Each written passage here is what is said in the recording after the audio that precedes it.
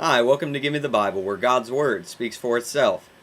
In the following videos, I want us to talk about the concept of judging. This is really a controversial subject. This is something that people in the world know a lot about. Matthew chapter 7, verse 1. This is one of those famous verses that whether you're a Christian or not, you kind of know it, just like John 3:16. Many people know Matthew 7:1. Whether they can quote the actual, book, chapter, verse, they know what it says. Matthew 7:1, Jesus says, "Do not judge, so that you will not be judged." And this verse has just been so misused by people in the religious world and people who are not religious in any way. Totally misuse and take this verse way out of context. And so really for this first video, I want to talk about what Jesus is not saying in this verse. And then we'll talk about what he is saying. First of all, the word judge is used in two senses in the New Testament, minus obviously the official position of judge, like a judge in a court or something like that. But two other main senses.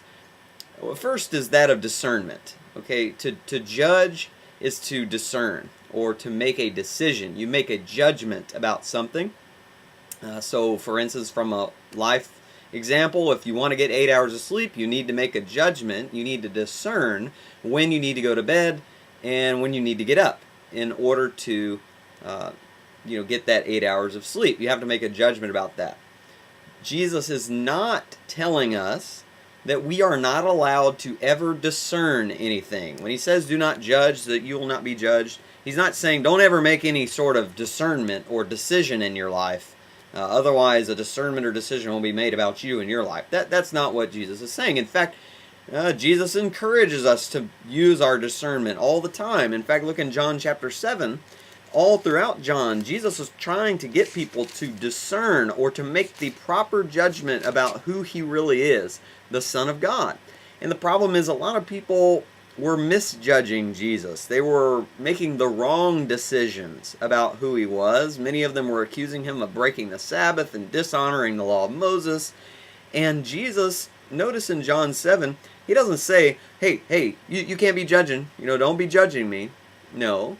He tells them in verse 24, do not judge according to appearance, but judge with righteous judgment. So Jesus says it's perfectly fine to judge me, to make a decision or a determination about who I am, but make sure that it's righteous judgment. Make sure that decision is not based on what it looks like on the surface, but actually what is really true about me. That's the first way that the word judge is used in the New Testament, but the word judge is also used in the sense of condemnation. In other words, making a negative evaluation of a person's soul.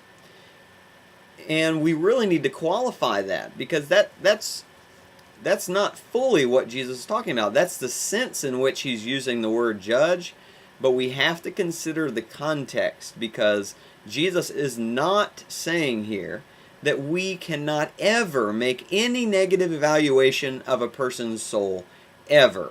That would be absurd, and that would actually contradict a lot of other scriptures. For instance, it contradicts Jesus himself, because he even tells us that in verse 6 of Matthew 7:6, do not give what is holy to dogs, and do not throw your pearls before swine, or they'll trample them under their feet and turn and tear you to pieces.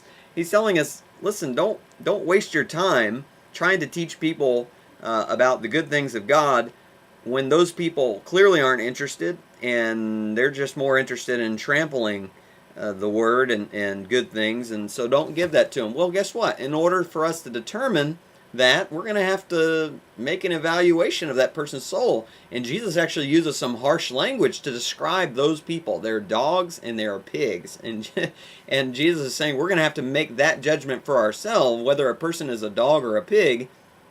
And once we start teaching them, well, many times we'll be able to tell if they're just, every time we try to teach them about God, they're just trampling it under their feet and saying, well, that's stupid and God is dumb. And well, okay, you're probably dealing with a person Jesus calls as a dog or a pig in a spiritual sense, and we've got to make that judgment. Also, if you think about it, if you're going to teach anybody the gospel, you always have to evaluate where they're at. You have to look at a person and say, hey, listen, do they believe in Jesus Christ? And if not, then I need to teach them because they're going to be lost. I've seen some Christians say, well, I know that person doesn't believe in Jesus, but hey, I'm not the judge. I can't judge them, and so I'm not going to teach them. They're fine, and God will deal with that. That's not what Jesus is saying at all. And in the next video, we'll talk about what he is saying. I hope that that's helpful, and I'll see you next time.